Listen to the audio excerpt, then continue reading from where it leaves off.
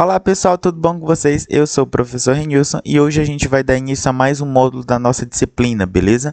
Um módulo que fala sobre agregação de classes, beleza? E a gente vai ver duas agregações mais importantes aqui, tá? Para a gente poder aprender um pouquinho mais sobre como trabalhar com a programação orientada a objetos. Primeiramente, a gente tem que entender quais que são os tipos de agregação.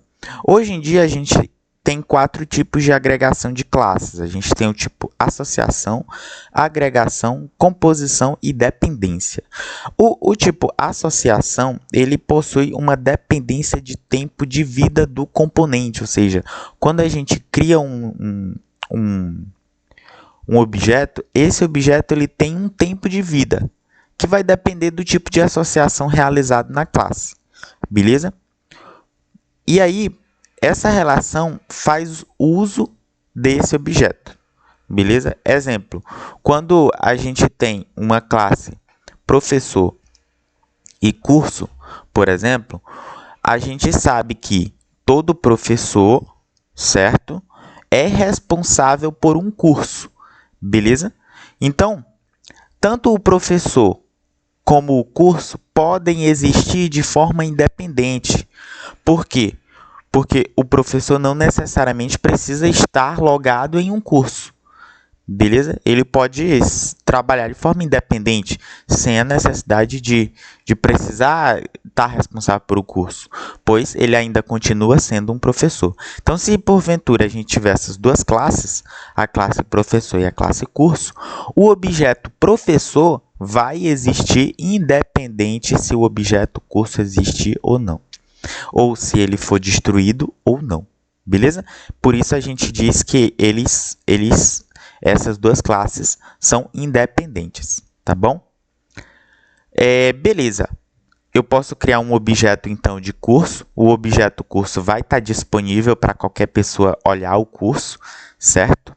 Todas as características e tudo que se faz naquele curso vai estar disponível para qualquer pessoa. Então, aquele objeto ele vai conseguir existir, independente se o objeto professor não estiver relacionado a ele. Beleza? Mas pode existir uma relação. Pode sim existir, mas não é uma relação que depende exclusivamente da outra classe. Beleza? Como ocorre em outros tipos de agregação que a gente vai ver mais na frente. Beleza? Já quando a gente olha para o tipo de agregação, a gente vai entender que a dependência dele é independente, porém, um vai ter que existir no outro. Olha que massa. Quando a gente tem, por exemplo, duas classes, a classe departamento e a classe professor, a gente vai configurar de forma que o professor esteja alocado em um departamento. Então, sempre que a gente criar um objeto da classe professor, a gente vai ter que informar o departamento que ele está inserido. Ah, mas se esse departamento porventura for destruído, o professor vai estar alocado em outro departamento, entendeu? Ou seja, ele só vai ser alterado o departamento dele. Então, isso aqui funciona também de forma independente. O professor vai existir, o departamento também vai existir, certo?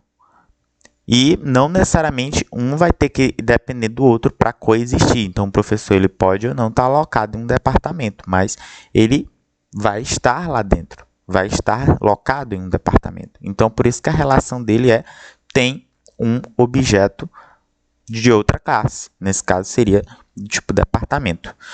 E na composição? Quando a gente fala do tipo de agregação de composição, quando a gente fala do tipo composição, aí nesse caso é quando uma depende da outra, tá? Ou seja, um faz parte da outra. Como, por exemplo, casa e cômodo.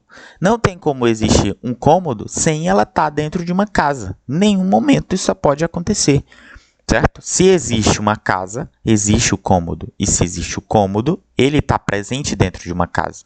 Então, nesse caso, são tipo composição, por quê? Porque um objeto depende da outra. Um objeto é parte do outro, certo?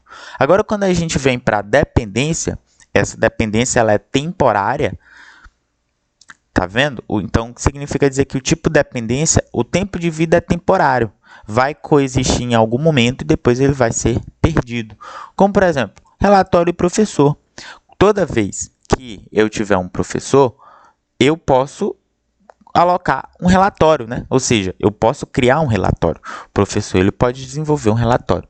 Mas aquele relatório só vai existir naquele momento. Quando aquele relatório for excluído para a criação de outro relatório, aí esse outro relatório já vai adentrar no objeto professor, na característica dele.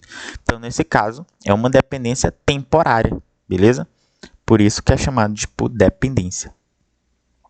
Vejamos então um exemplo aqui quando a gente utiliza a agregação de classe em um UML, ou seja, num diagrama de classe. Então vejamos, aqui a gente tem três classes. A gente tem a classe carro, tem a classe depósito, tem a classe gerente, beleza? Quando a gente olha para a classe carro, a gente vai ter o modelo, que é uma característica dele, do tipo string, e vai ter o getModelo, que em tese seria para puxar esse modelo aqui do carro, certo? É apenas um método acessor. Agora, a classe depósito, ela tem várias características, né? Ela tem a característica nome, capacidade, gerente, aberto e carros armazenados. Olha que bacana. Nesse caso, basicamente o que a gente quer aqui é armazenar carros dentro desse depósito, de forma que o gerente fique responsável por esse depósito. Então, nesse caso, ele possui aqui uma característica gerente, justamente para colocar o gerente como responsável daquele depósito. Então, é uma característica daquele depósito. Existe um gerente responsável por ele. Além disso, existem também outras características, que são os carros armazenados dentro dele. Olha que bacana. Todos os carros que são colocados dentro do depósito é colocado dentro de uma lista, dentro dessa variável. Basicamente, essa lista aqui é como se fosse um array, que a gente estudou lá em lógica de programação. Então, isso aqui é um array, ou chamado de vetor, que vai armazenar todos os carros que são armazenados. Aí, além dos atributos, ele também tem os métodos. Tem o método fechar depósito, pode ser porventura que o depósito esteja lotado, né? E aí ele feche, ou por algum acidente, ou por alguma outra ocasião, pode ser que a gente queira fechar o depósito. Então, nesse caso, o depósito ele pode fechar. E também tem a opção de verificar se ele está aberto. Então, esse isaberto é uma abreviação para a gente perguntar, né? Está aberto? Então, se estiver aberto, a gente pode guardar mais um carro lá dentro. Caso contrário, a gente não pode. E tem a informação de armazenar. Então, também tem a opção de armazenar. Então, um depósito ele pode armazenar um carro. Por isso que a gente passa um carro aqui como atributo, né? Como parâmetro, na verdade. E a gente tem a classe gerente, né? Que tem nome, CPF, lucro, carros vendidos e carros doados. Além dessas funcionalidades aqui que o gerente pode ficar responsável por um depósito, o gerente ele pode vender carros e pode doar carros também. Tá bom? Então, existem essas duas possibilidades do gerente. Por isso que existe aqui, alguns métodos, né? GetNome, GetCPF, setNome, setCPF, são os métodos modificadores, né? E os métodos acessórios. E tem o método ordenar, que é como se a gente quisesse fazer a ordem dos carros para poder fazer a venda ou fazer a doação. Beleza? Como que a gente, então, iria configurar o tipo de agregação existente nesse UML? Nesse caso, a gente iria dizer que o gerente realiza um tipo de agregação com depósito, beleza? Enquanto que o carro realiza também agregação com gerente, beleza? E, além disso, o carro gera um tipo de composição com o depósito. Então, vamos entender basicamente como é que está acontecendo isso aqui. O carro ele vai ser colocado dentro de depósito, certo? E a gente sabe que se não existir o depósito, o carro também não existe. Porque se eu destruir o depósito, o carro vai ser destruído junto com o depósito, certo? Então, nesse caso, é um tipo de composição, pois para o carro existir, é necessário que o depósito exista, certo? E o contrário também acontece. Para que o depósito exista, é necessário que o carro exista. Então, nesse caso, como o carro recebe uma informação